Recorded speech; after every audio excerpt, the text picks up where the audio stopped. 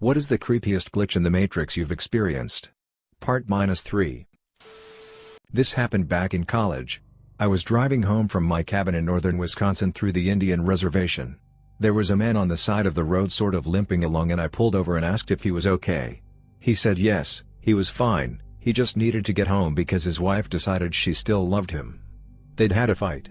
I asked the man where home was, and surprisingly it was the same city where I went to college, about 2 hours away. I offered him a ride. He didn't talk much. He was tired. When we got into town he started giving me directions. "Just down here. It's close," he said. "Take a left at the lights." "Okay," I said. "Right here," he said, pointing. "After the white truck." "Here?" I pulled into the driveway. "Yes." "Shut up," I said. "What?" he asked. He was grinning, like he knew what I was going to say next. "I used to live here," I told him. "You don't say?" "Yes. Upstairs. Apartment number 3. "Yeah. That's ours." Now he was smiling ear to ear. "Small world," he said. He thanked me for the ride and got out of my car and walked through the front door of my old apartment building. I know it was just a coincidence, but it was one of the strangest moments of my life. I knew my uncle had died. My mom had called me and told me the news. It was very sad. She told me in the middle of work, and I told one of my co-workers. He expressed his condolences on my loss. A couple of weeks later, my sister mentioned my aunt and uncle doing something. I said, "But he's dead." And my sister said, "No, he wasn't." I called my mom. "No, he wasn't dead." To this day I'm still not sure how much of it my brain imagined and how much was real. Did I really talk to my co-worker? Was I even on the phone with my mom at all that day? It still freaks me out knowing that my mind could fabricate so complete and real a memory like that. I'm not really sure if this belongs here, but here we go. When I was 15 I was incredibly depressed and struggling with my OCD and anxiety. It got to the point that I decided to kill myself.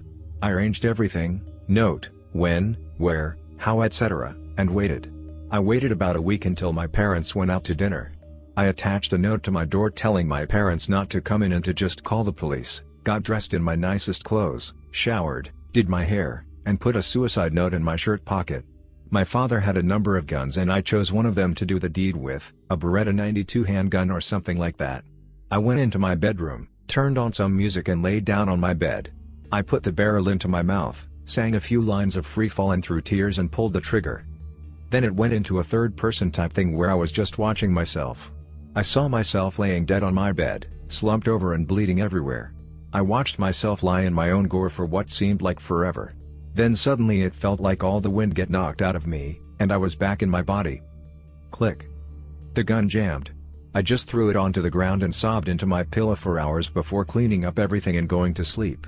I have no idea what happened that day, but I'm more grateful than you can imagine.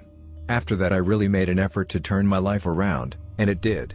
It's scary thinking that I wouldn't be here right now if it worked. I have posted this before elsewhere, but here goes. Sorry, this is a long read. I am from Finland.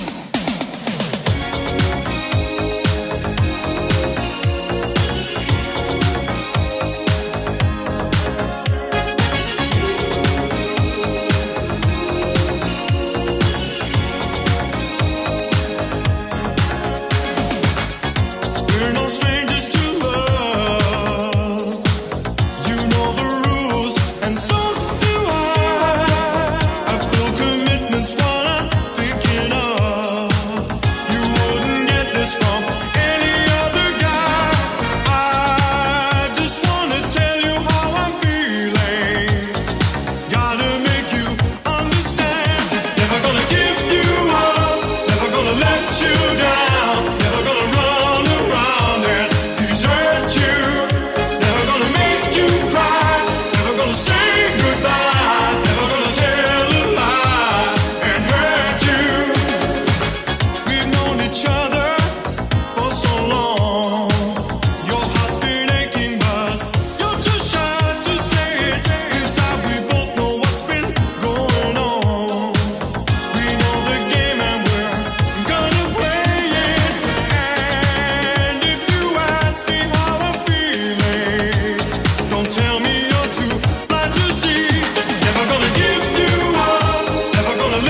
down.